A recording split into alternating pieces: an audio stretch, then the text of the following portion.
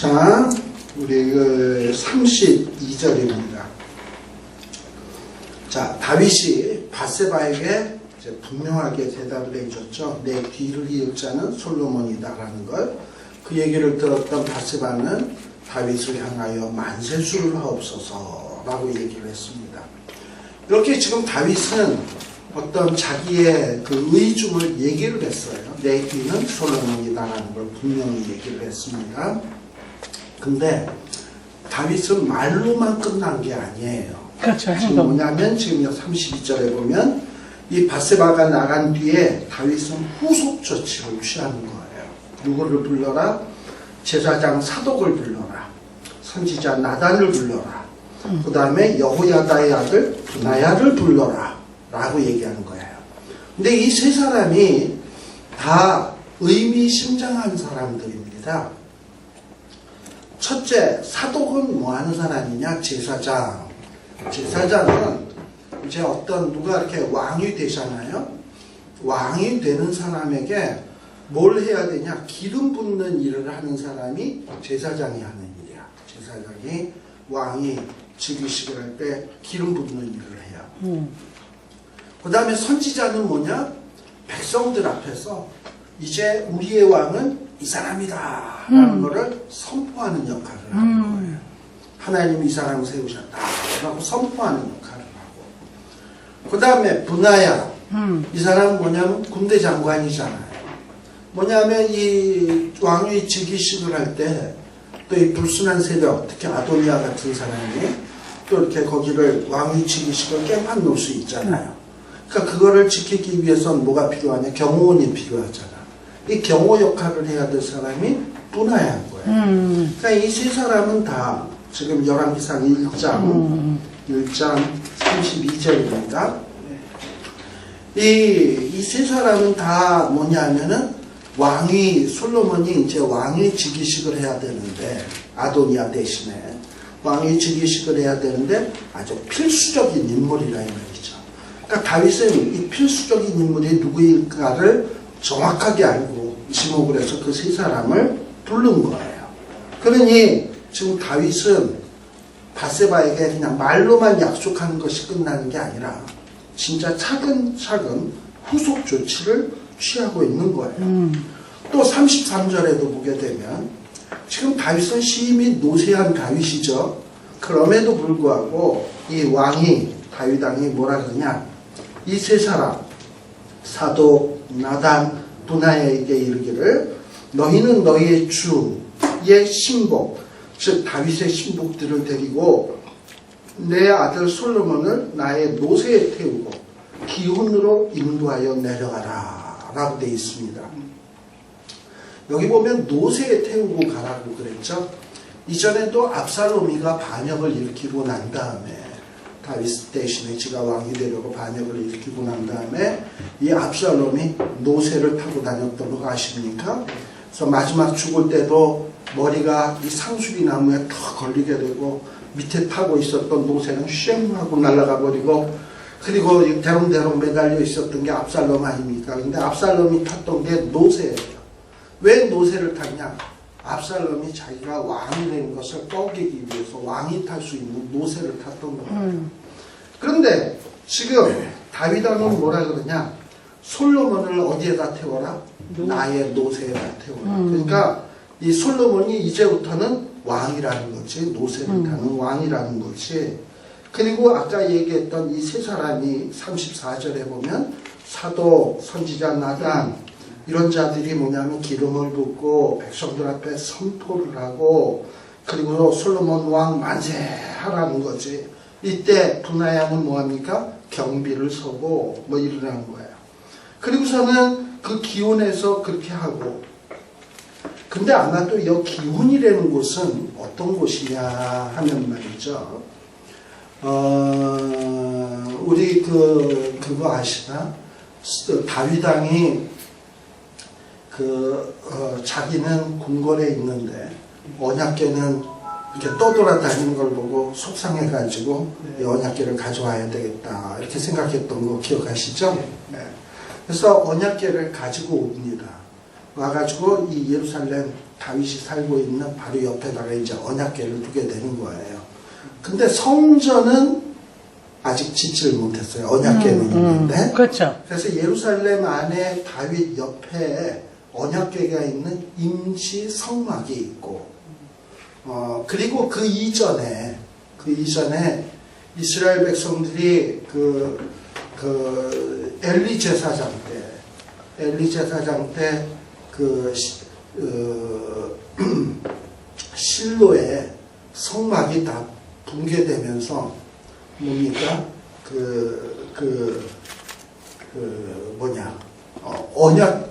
실로가 붕괴되면서 이 언약궤가 블레셋에 갔다가, 그 다음에 오베데돔의 집에 갔다가 막 이러면서 돌아다니게 되잖아요. 이럴 때 이스라엘 안에 어떤 언약궤가 한 곳에 머무르지 못하기 때문에 이스라엘 백성들이 어떻게 했냐? 별도의 성막을 하나 만들어가지고 1년에 3차씩 모여야 될 거 아니에요. 그래서 절기를 지켜야 되잖아. 언약궤가 없다 하더라도. 그래가지고 모아서 이렇게 모여서 성막을 지어놓고, 언약궤 없는 성막이지. 그래서 거기에 모여서들 예배드리는 장소가 있었어요. 아마 그런 장소가 여기 기온이 아닌가 싶어요. 그러니까 성막이 2개가 있는 셈이에요. 언약궤가 있는 예루살렘 안에 있는 성막, 그리고 전통적으로 계속해서 모여오던 성막, 언약궤가 없었던 성막. 근데 이것을 다윗이 한 개로 아직 통합을 못하는 게, 성전을 지어서 통합을 하려고 그랬는데, 성전을 지어놓고 언약궤를 성전 안에 가져오면 다 끝나는 거잖아요. 근데 지금 다윗이 성전 짓는 이 계획이 차질이 돼버렸잖아. 그렇죠. 지금 양쪽에 있는 거예요. 그러다 보니 지금 이 다윗의 뒤를 이어서 솔로몬을 왕으로 세우기 위해서는 통상적으로 백성들이 모이던 곳에서 해야 될 거 아니에요. 그래가지고 백성들 모이는 곳에 가서 백성들 앞에서 기름을 붓고, 또 거기도 성막이니까 거기서 제사장이 기름을 붓고 선지자가 선포하고, 그리고 백성들 앞에 솔로몬이 왕이 되었다 만세 주기식을 하고 다시 예루살렘으로 들어오라는 거예요. 왜 이렇게 번거로운 일을 하나 하는 이유를 제가 지금 설명을 드린 거예요. 아시겠죠? 무슨 얘기인지? 자, 그러고서는 다시금 이 예루살렘으로 돌아오라는 거야. 돌아와서 누가 왕이 되라? 솔로몬이 다윗의 위에 앉아 다윗을 대신해서 왕이 되라 하고서는 왕이 되는 거예요. 그리고 내가 저를 세워 이스라엘과 유다의 주권자가 되게 하기로 작정하였느니라 라고 분명하게 못을 확 박는 거죠. 자, 그랬더니 이 얘기를 들었던 이 군대의 실권자인 브나야, 여호야다의 아들 브나야. 원래 이 여호야다는요, 제사장의 이름이에요. 이 제사장의 이름인데, 그러니까 레위 사람이죠. 레위 사람인데, 브나야도 이 여호야다의 아들이니까 제사장이 되거나 레위 사람이 돼서 성전에서 봉사해야 될 자인데, 이 자는 굉장히 무술에 능하였던 자인 것 같아요. 그래가지고 무용에 능하다 보니까 레위인이 되어서 성전에서 봉사하는 일을 한 게 아니라 전쟁터에 나가서 싸움하는 일을 누비고 다녔던 인물이 되다 보니까 이 군대 장관이 돼버리게 된 거예요. 근데 이 브나야가 어떤 사람이냐? 다윗 시대에는 요압이 있었다면 솔로몬 시대에는 누가 있는 거냐? 브나야가 있는 거예요. 그래서 이 브나야는 뜨는 해, 요압은 지는 해. 우리가 알다시피 이 요압이 결코 다윗보다 나이가 많지 적지 않아요.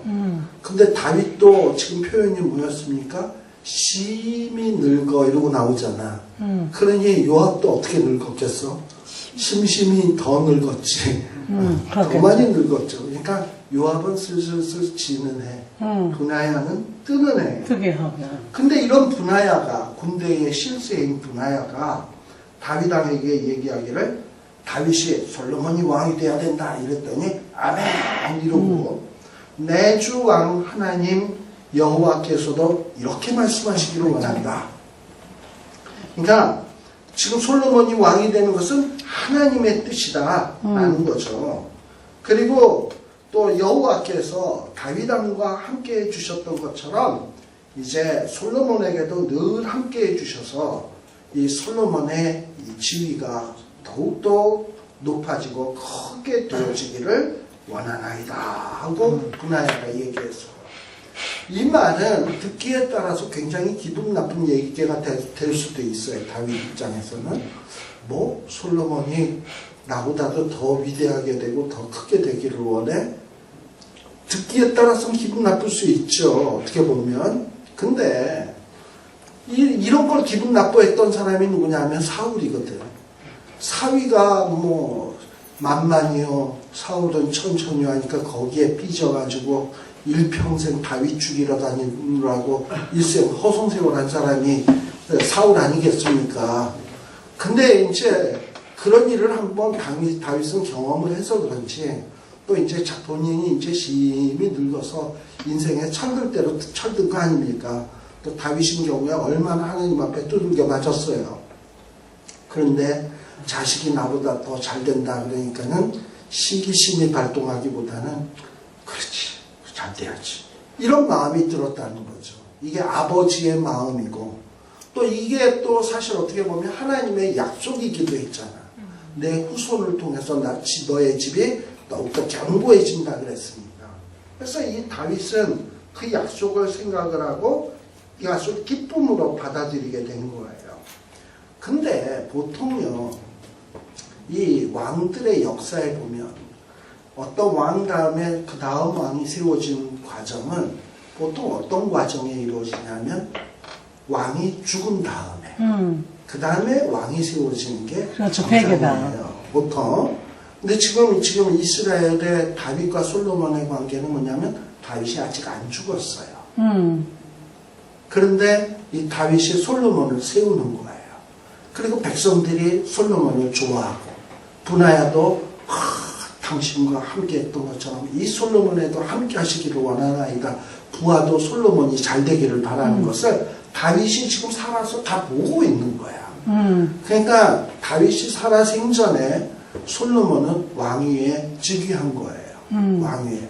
그리고 이제 다윗은 왕위에서 물러나는 거고 상왕이 되는 거지. 그런 면에서 이 다윗은 참 어떻게 보면 기쁨인 거예요. 남들은 죽어서 자기 아들이 왕 되는 것을 못 보는데 다윗은 자기 살아생전에 비록 늙긴 늙었지만 다윗이 왕 되는 모습을 보게 되는 거죠. 자, 근데 이 38절 이하서부터는 우리 아까 요 37절까지는 다윗의 지시사항이었습니다. 후속 조치로 나단, 사독, 분하야에게 너희들은 솔로몬을 노새에 태우고 가서 기온에 가서 즉위식을 하고 다시 돌아와라 라는 지시사항이 37절까지였고 38절에서는 그 지시사항대로 사독, 나단 그리고 분하야가 그 일을 실행하는 거죠. 그래서 38절에 보면 제사장 사독, 나단, 여호야다의 아들 분하야가 거기 또 군인들, 그렛사람, 블렛사람 이런 사람들을 데리고 기온에 가가지고 기름을 가서 붓고 그리고 백성들은 39절에 보면 솔로몬 왕 만세를 부르고 그리고 그 소리가 얼마나 대단하게 컸든지 그 소리가 막 땅이 갈라지는 듯할 정도로 우렁차게 소리가 들렸던 거예요. 근데 그 소리가 너무 크다 보니까 누구 귀에도 들렸냐? 지금 다른 쪽에서는 아도니아도 왕위 즉위식을 하고 있죠. 여기서도 지금 솔로몬이 왕위 즉위식을 하고 있죠. 누가 먼저 시작이 됐죠? 아도니아 쪽이 먼저 시작이 됐던 거예요. 근데 이쪽에서 만세, 여기서도 아까 만세 했잖아. 근데 여기서도 만세 하는 소리가 일로 들린 거야. 그러니까 아도니아가 그 소리를 딱 듣고 더 소리를 듣게 되는데 이 소리를 제일 먼저 들은 사람이 누구냐? 41절에 보게 되면 요압이 양각 소리를 들었다라는 말이 나와요. 이 요압이라고 하는 인물은 그야말로 전쟁의 그야말로 별의별 전쟁, 뭐 공중전, 육지전, 수중전, 오만 전쟁을 다 치른 사람. 그렇죠. 노장이죠. 완전히 전쟁에 있어서는 달고 다른 사람이야. 그러니 전쟁에서 나팔 소리만 딱 들어도 이게 퇴각 나팔 소리인지 돌진나팔인지 아니면 무슨 지금 진중에 무슨 병구가 생겼는지 소리만 들어서 딱 아는 사람. 근데 지금 저기 솔로몬 진영에서 나팔 소리가 난단 말이죠. 근데 이 나팔 소리가 심상치 않단 말이지. 마치 솔로몬이 왕위에 등극한 것 같은 그걸 축하하는 나팔 소리 같단 말이지. 그러니 이 요압이 얼마나 불안해집니까, 그죠? 이 요압이라고 하는 인물은 지극히 권력지향적인 사람이에요. 지금 보세요. 다윗이 심히 노쇠해지니까 지금 누구 편에 쓴 거냐면 아도니아. 글쎄. 아도니아와 함께 반역을 꾀하는 무리에 함께했던 자예요. 그리고 이전에도 다윗이 살아있을 다윗 때에 압살롬이가 막 그 반역을 일으킬 때 그때 또 압살롬을 모았던 인물이 또 이게 또 이 요압이기도 해요. 그러니까 끊임없이 이제 권력에 누가 떠오르는 쪽이지? 그쪽에 싹 붙는 사람이 이게 요압이에요. 기회주의라. 기회주의자야. 지극히. 물론 다윗을 위해서 많은 일을 한 건 사실이지만 근데 이렇게 요압도 늙어가지고까지 그 젊었을 때 직업을 못 버리고 끊임없이 지금 이 아도니아 편을 들고 압살롬 편을 들고 반역이 일어날 때마다 이런 엉뚱한 짓을 한단 말이죠. 자, 그러니 이 자가 지금 솔로몬 진영에서 들려오는 나팔 소리를 듣고 좀 이상해서 이게 무슨 소리인지 알아봐라 하는데 그때 마침 누가 나타났냐. 42장. 저기 제사장 아비아달의 아들 요나단이 왔다 라고 돼 있어요. 여기 이 요나단이라고 하는 인물은 다윗의 친구 사울의 아들 요나단을 얘기하는 게 아니에요. 얘는 아비아달의 아들 요나단이라고 얘기했습니다. 이 요나단은 아마 직책이 전령이었던 것 같아. 소식을 전해주는 사람.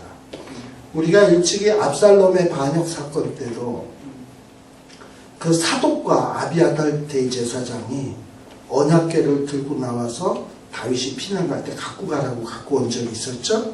근데 그때 다윗은 뭐라고 얘기하냐면 내가 어떻게 언약궤를 갖고 가냐. 돌을 들고 예루살렘으로 들어가라. 그리고 들어가서 너희들은 압살롬을 섬겨라. 그러면서 뭔가 돌아가는 형편을 나에게 전해달라. 누굴 통해서 전해주냐? 사독의 아들, 또 지금 이 아비아달의 아들, 그 중에 하나가 요나단이에요.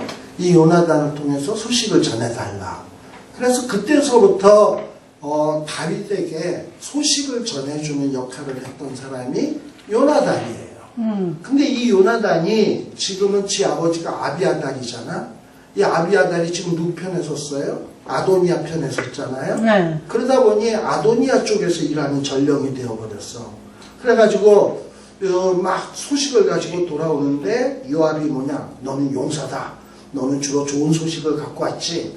이랬더니 요나단이 아도니아와 요압 있는 데서 대답하여 말하기를 뭐라 그러냐? 우리 주 다윗왕이 글쎄 솔로몬을 왕으로 삼았어요. 왕권을 솔로몬에게 주었답니다. 이렇게 얘기를 하는 거죠. 그리고 그뿐이냐 하면은 제사장 사독, 선지자 나단, 브라야와 함께 왕위 즉위식도 한 것 같습니다. 라고 얘기를 하는 거죠. 그래서 지금 만세 소리가 나고 나팔 소리가 나는 것은 바로 그 때문이다. 라는 소식을 44절, 45절에 얘기하는 거죠. 그러면서 솔로몬이 드디어 어디에 앉았다? 왕위에 앉았다. 라고 지금 이 소식을 전해주게 되고 또 어떤 일이 벌어졌냐? 이렇게 솔로몬이 왕위에 앉게 되니까 다윗의 신하들은 과연 이제 차기 다윗을 뒤를 이어서 왕이 될 자가 아도니아일까 아니면 다른 아들일까 안테나를 세우고 계속 유심히 지켜봤을 거 아니에요. 그렇죠. 왜냐하면 그것이 자기네들에겐 생명줄이거든. 근데 뭐 다윗은 이제 늙어서 갈 때 얼마 안 남은 사람이고 그 다음에 정권 바뀌어지게 되면 자기네들은 왕이 누구냐에 따라서 완전히 뭐 낙동강 오리알이 될 수도 있는 거고 정부의 요직을 차지할 수도 있고 이러니 얼마나 관심사가 있었겠습니까? 근데 다윗이 솔로몬을 지목을 했다. 솔로몬이 왕이 앉았다 이러니까 이제 사람들이 설사 솔로몬을 안 좋아했던 사람도 어떻게 해야 돼? 솔로몬 맞아. 이러고서 솔로몬 편을 들어야지 뭐 어떡하겠어. 그렇죠. 지금 상황이 그렇게 된 거예요. 47절에 보면 모든 왕의 신복들이 와가지고 거기 보면 왕의 신복들이 와서 우리 주 다윗 왕에게 축복하여 이르기를 왕의 하나님이 솔로몬의 이름을 왕의 이름보다 아름답게 하시고 그의 위를 왕의 위보다 크게 하시기를 원하나이다. 가만 보니까 다윗이 지아들 칭찬하는 걸 되게 좋아하거든. 지아들이 다윗 왕보다도 더 낫다 그러면 더 좋아하거든. 다윗이요.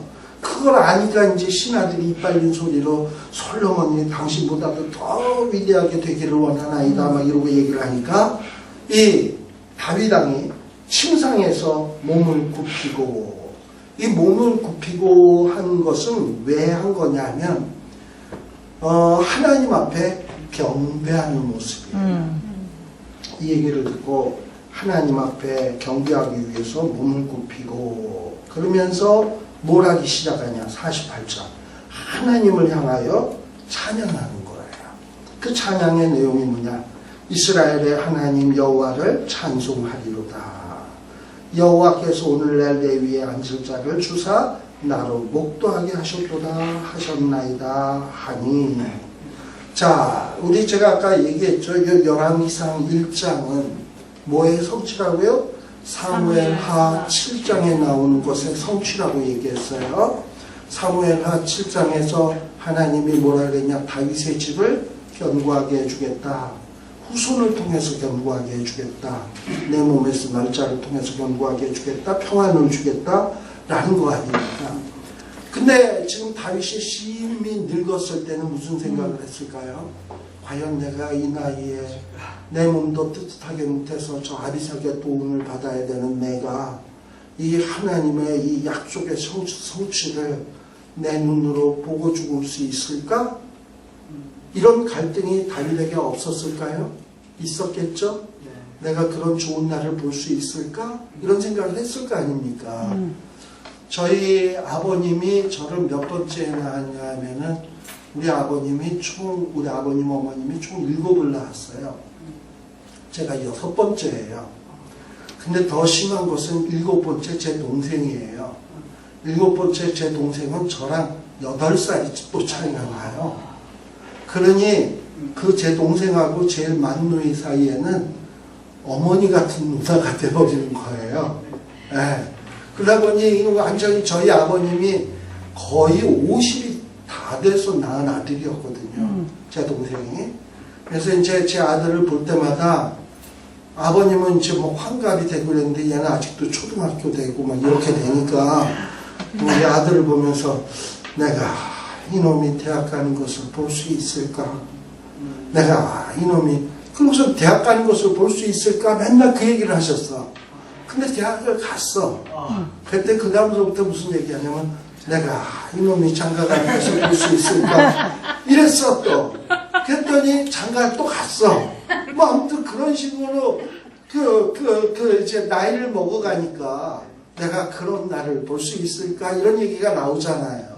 하나님이 내 집을 견고하게 해준다고 했는데 내 몸에서 날짜를 통해서 견고하게 해준다고 했는데 내가 이렇게 몸이 골았고 몸이 심히 노쇠해졌고 아무것도 할 수 없는 이런 상황에 그러다 보니 아도니아 같은 놈이 반란을 일으키는 이런 굉장히 이런 쉐이키한 상황에 그런데 지금 어떤 일이 벌어졌냐 솔로몬이 왕이 등극을 하게 되고 신하들이 용비어천가식으로 솔로몬을 향하여 막 찬가를 부르고 찬양을 하고 그리고 왕이 즉위식에 성대하게 되어지는 그 모습을 딱 보고 신하들이 와서 당신 아들이 더 홀링하게 될 겁니다 이러고 얘기를 하니까 그걸 마음속에 탁 생각하는 다윗이 하나님이 그때 나단 선지자를 통해서 이런 언약을 주셨는데 이 언약의 성취가 바로 이것이로구나 하고선 이게 마음에 쫙 오는 거예요. 그리고 다윗이 우리 역대기에 보게 되면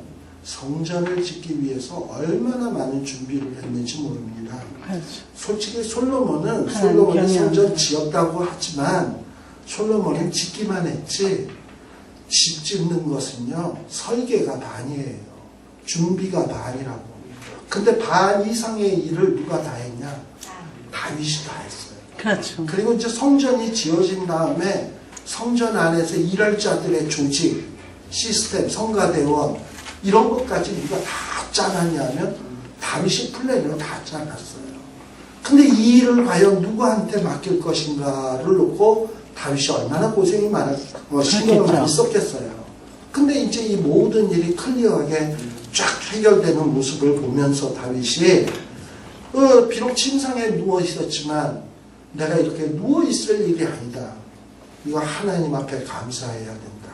그래서 일어나서 몸을 일으켜서 굽혀 경배하고 하나님 앞에 경배하고 찬양한 내용이 48절인 거죠. 나에게 약속을 주시고 성취하신 하나님 여호와를 찬송하리로다 이런 뜻 아니겠어요? 그리고 여호와께서 오늘날 내 위에 앉을 자를 주신다고 약속을 했는데 그것을 이제 내 눈으로 보게 하셨단 말이지. 그러니 이 일은 다 누가 한 일이다? 다윗이 한 일이 아니라 하나님이 해주신 일이라고 다윗이 공식적으로 선언한 일 아닙니까? 그러니까 이 얘기를 들었던 이 사람들이 무슨 소리를 듣냐면 49절에 보면 아도니아와 함께한 손들이 즉 아도니아의 그 왕위 즉위식 비스무리한 이 시기에 참여했던 사람들 있잖아요. 요압이라든지 아비아달 제사장이라든지 또 여러 그 신하들이라든지 솔로몬의 아들들이라든지 이런 자들이 야 이거 솔로몬이 왕이 되는데 우리가 여기 있었던 걸 알면 우리는 죽은 목숨이네 빨리 도망가자 하고서 냅다 도망가는 거야. 근데 누구도 지금 또 도망을 가냐? 아도니아도 솔로몬을 두려워해서 일어나서 도망을 갔는데 이 아도니아는 아마도 어디로 도망갔냐 하면 아까 제가 성막이 두 개가 있다고 그랬죠? 예루살렘 안에 있는 성막으로 도망을 가가지고 그 성막에 제단이 있어요. 이렇게 네모난 제단이 있으면 제단에 보면 뿔이 있거든. 이렇게 네 뿔이 있는데 이 뿔은 뭐 하는 거냐면 짐승을 이렇게 잡아서 묶어놓는 뿔이야. 근데 그 뿔은 보통 뭘 상징하냐면 권세, 힘 이걸 상징하는 거예요. 뿔, 제단의 뿔. 원래는 짐승을 묶어놓기 위한 하나의 그 장치예요. 근데 그러다 보니 짐승을 죽이다 보면 거기 피가 묻거든. 짐승의 병, 양의 피, 소의 피. 근데 이 피가 묻는 것이 마치 예수 그리스도의 흘리는 보혈의 피를 상징하는 거잖아요. 제물의 피가. 그러다 보니 이 도피성이 만들어지기 전에 이스라엘의 도피성의 제도가 시작되기 전에는 뭔가 누구를 오히려 죽이려고 했던 것은 아닌데 실수로 누구를 이렇게 탁 죽였을 때 제단에 가서 뿔을 잡으면 그 사람을 살인자로 취급 못하고 죽이질 못해. 벌을 못 줘. 그러니까 아도니아가 그걸 이용해가지고 뭐하냐. 자기가 지금 죽을 지경에 처했으니까 냅다 도망을 쳐가지고 제단에 가서 뿔을 잡은 거야. 제단에 뿔 잡는 사람은 죽이지 못하니까. 그래서 제단에 뿔을 잡은 거예요. 자, 그러니까 그 얘기가 어디에 나오느냐 하면 여러분들 출애굽기 21장 한번 봅시다. 출애굽기 21장 13절.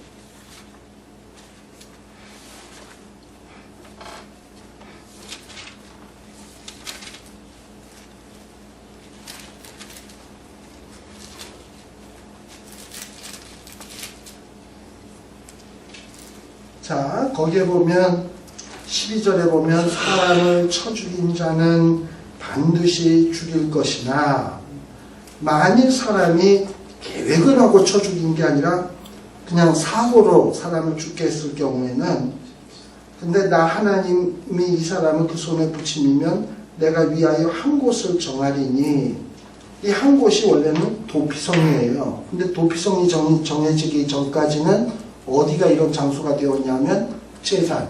네, 뿔. 그래서 거기에 도망가서 제단 뿔을 잡으면 뭔가 죽음을 면할 수 있었단 말이죠. 그걸 이용해가지고 지금 아도니아가 솔로몬이 자기를 죽일까봐 제단 뿔을 잡았다라는 거예요. 근데 지금 아까 조건이 뭐였습니까? 사람을 쳐 죽인 자는 안 돼. 고의로 쳐 죽인 자는 안 돼. 고의가 아닌 실수로 죽인 자가 보호받을 수 있는 것이지. 근데 지금 아도니아가 지은 죄는 실수로 저지른 죄가 아니잖아요. 의도적으로 지가 반역을 하려고 했던 것이고 왕을 속이려고 했던 것이고 하나님의 뜻을 거스리려고 했던 것이기 때문에 사실은 어떻게 보면 아도니아는 제단의 뿔을 잡는다고 목숨 부지할 수 있는 상황이 아닌 거예요. 자, 근데 제단의 뿔을 잡고 말하기를 뭐라고 얘기하냐? 솔로몬 왕이 칼로 자기 종을 죽이지 않겠다고 맹세하기를 원한다고 해라 라는 거예요. 뭔가 이 아도니아는 굉장히 교활해. 솔로몬이 신앙이 좋으니까 설마 솔로몬은 몇 살쯤 됐어요? 왕 됐을 때? 13, 4밖에 안 됐어요. 13, 4. 14? 13, 4. 어려요? 14. 오. 그거밖에 안 돼요. 20이 안 돼요. 네.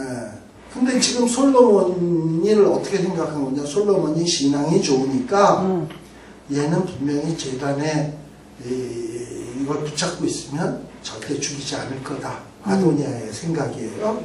두 번째 생각이 뭐냐면은 솔로몬이 내가 아도니아는 죽이지 않겠다 하고 맹세하기를 원한다라는 거야.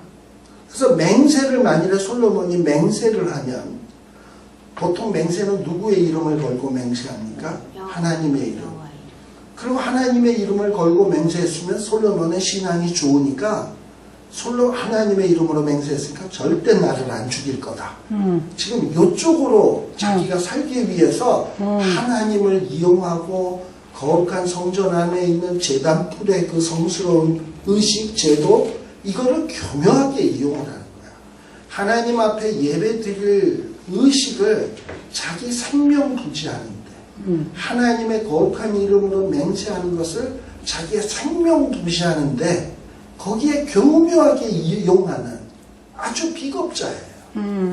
만일에 지가 장자요 자기가 진짜 다윗의 뒤를 이어서 왕이 돼서 나라를 통치를 잘해야 되겠다. 내가 나야말로 적격자다 라는 이런 자부심과 자신감이 있었다면 이러면 안 되지. 그냥 내가 왕인데 어떻게 솔로몬이 왕이냐, 아버지에게 와서 따진다든지 뭐 이러고서 뭔가 당당하게 나와야지.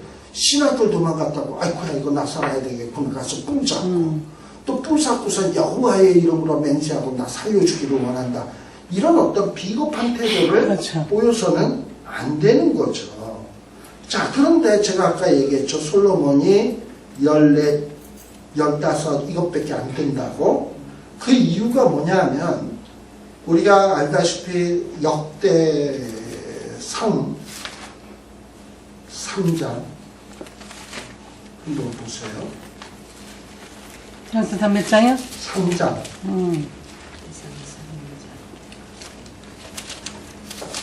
자, 3장 1절에 보세요.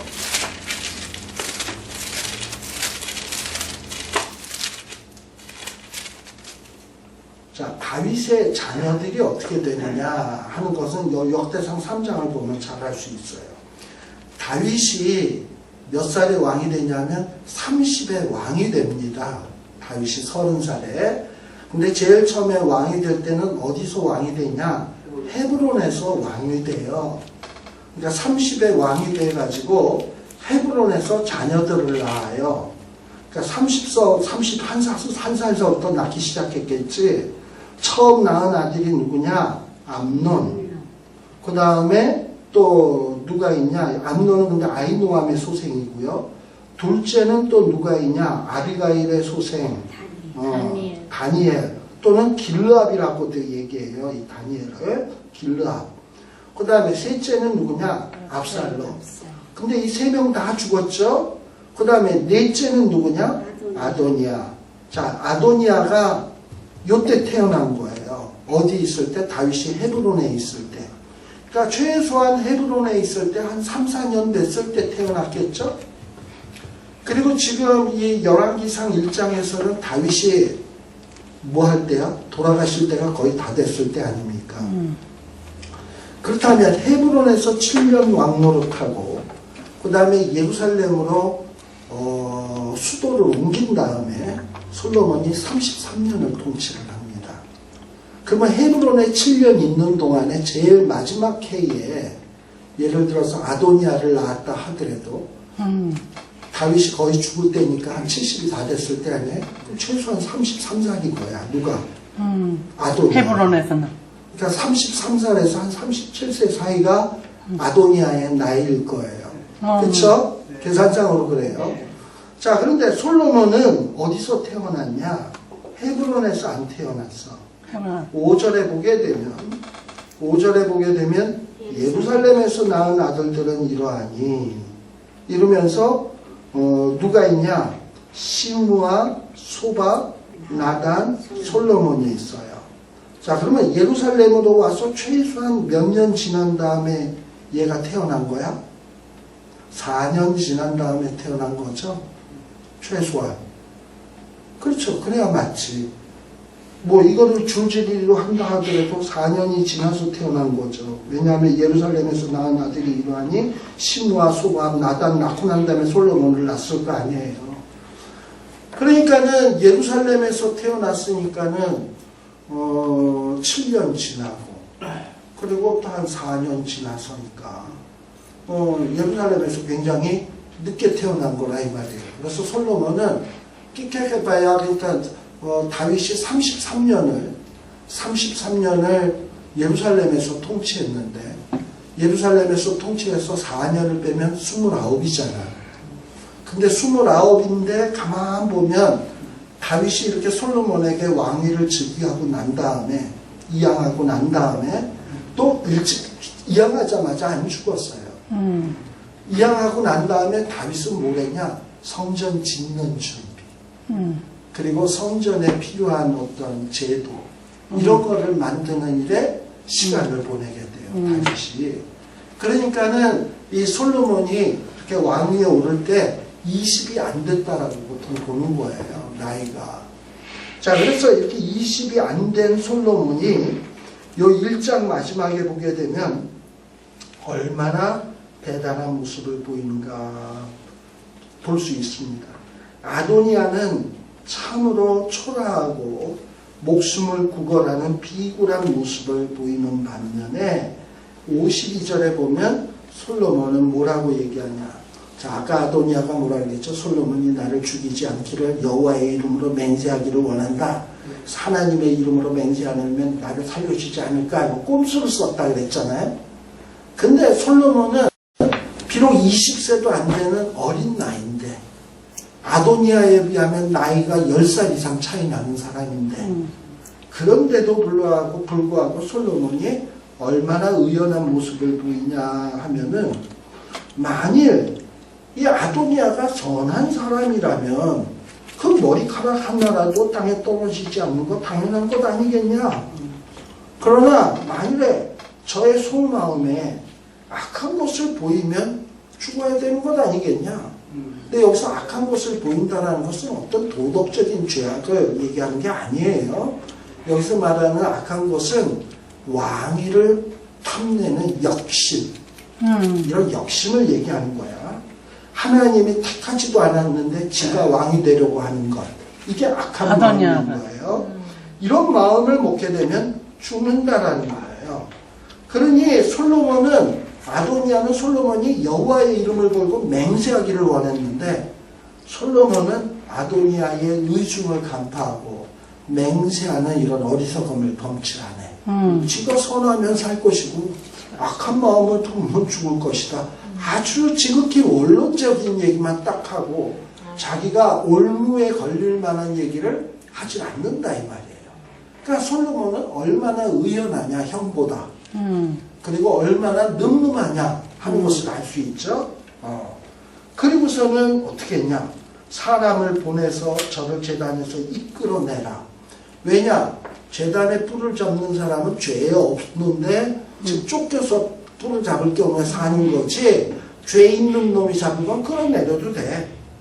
그러니 지금 솔로몬은 아도니아를 아주 공의로 심판하고 있는 거예요. 정당하게. 그리고서는 끌고 와서 이 아도니아를 끌고 와서 어떻게 했냐? 솔로몬에게 무릎을 꿇린 거지. 그래서 아도니아가 솔로몬 앞에 와서 절을 하면서 목숨 살려달라는 식으로 얘기를 한 거죠. 이랬더니 솔로몬은 이 아도니아에게 뭐라고 얘기를 하냐면은 집으로 가라. 집에 가서 밥 짓고 자라. 뭐 이 얘기가 아니고, 집으로 가라라는 거는 가택연금이에요. 그냥 집에 가서 엉뚱한 짓 하고 다니면서 집 밖으로 나가서 뭐 요압이나 만나고 다니고, 뭐 아비아달 만나러 다니고, 뭐 이런 군대 힘있는 자들 만나러 다니고 이딴 짓 하지 말고 너 욕심 보이면 죽어, 이 얘기니까 집에서 그냥 이딴 거 근신하면서 집에만 있어라. 안 그러면 죽는다 하고 딱 하는 거예요. 그러니 뭐 이 10몇 살 20살도 안 된 솔로몬의 모습, 또 이렇게 나이는 처먹은 아도니아의 비굴한 모습, 이게 비교가 딱 되잖아요. 이러면서 하나님은 다윗을 통해서 주셨던 약속을 솔로몬 때 이렇게 견고하게 해주시게 된다. 그래서 다음 주일에 살필 2장의 내용도 하나님이 어떻게 다윗의 집을 견고하게 약속하신 대로 견고하게 만들어 가신가에 대한 내용이 이 2장의 내용에도 자세히 나와 있습니다. 제가 왜 이 얘기를 이렇게 길게 얘기했냐?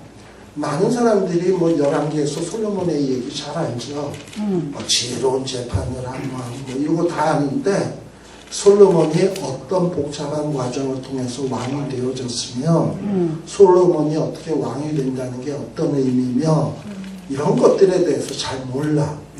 몰라. 그리고 지금 이 아도니아의 반역 사건도 하도 등장인물이 많이 나오다 보니까 아도니아 누구고, 분하야는 누구고, 아비아달 누구고, 얘네들 다 몰라. 믿음으로 넘어가. 무슨 믿음으로 넘어가야 그냥 맹신이지. 이런 걸 막으려고 지금 이렇게 좀 자세히 그 아들이 솔로몬보다 아도니아는 많이 더 먹었겠어. 한 10몇 살 더 먹었죠. 네. 그러니까 이런 내용을 조금 우리가 상세히 알아야 이후의 내용도 이 11기상의 1, 2장의 이 복잡한 내용이 어떻게 연관이 되는지 이거를 좀 알 수 있기 때문에 좀 이렇게 길게 설명을 해보았습니다. 자, 기도하겠습니다. 하나님 아버지 감사드립니다. 참으로 이 솔로몬 때 있었던 이런 역사들을 말씀을 통해서 살피게 하여 주시고, 우리는 우리의 남은 인생을 어떤 역사를 만들면서 살아가야 될지 생각하게 해주시니 감사를 드립니다. 하나님 아버지, 정말 지금 하나님이 세워 주셔야 되고 견고해지는 것도 하나님이 견고하게 해주셔야 합니다. 아도니아처럼 스스로 자기를 높이는 이런 우를 범치 말게 하여 주시고, 인간적인 수단으로 자기를 높이려고 하는 이런 어리석음을 범하는 자들이 되지 말게 하여 주시옵소서. 우리의 삶을 전적으로 하나님 앞에 맡기고 하나님의 인도하심을 따라 뚜벅뚜벅 걸어가는 정말 이런 귀한 아름다운 역사를 창조해가는 저희들이 되게 하여 주옵소서. 예수님 이름으로 기도드리옵나이다. 아멘. 마치겠습니다. 수고하셨습니다.